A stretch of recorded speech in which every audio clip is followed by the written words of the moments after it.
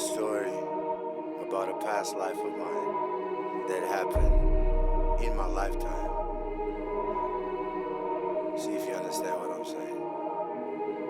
What I was going through in my 20s.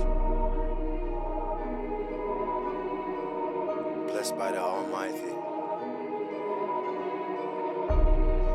Yeah. Alright. Check it.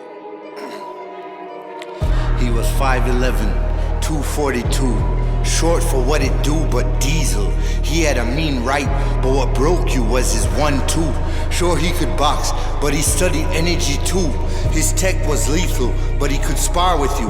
Phenomenal abdominals and a sword at the dorsal that made halves of torsos. Made it to the source with a thirst. He got his wish, he was a warrior, but dinosaur first. The name he gave himself, Chaos, the gift and the curse. Alright, he had an inner beast which he would unleash in the streets. Studied moves no one could teach. He would sneak to watch the masters work, so his flow increased beyond his peers. He learned what took them years. Hurricane kicks and a fistful of tears.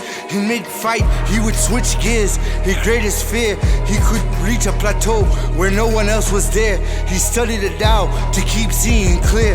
The power he possessed made the crowd cheer, so his ego became dear. Growing pains all the same, he would train to stay sane, just to maintain some sort of balance. While the others beat sticks, he would flirt with chicks, mean, impressed with his talents, anything to get away from the balance.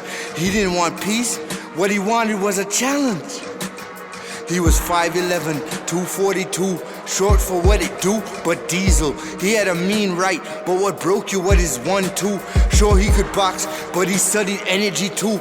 His tech was lethal, but he could spar with you too. Phenomenal abdominals and a sword at the dorsal that made halves a torso.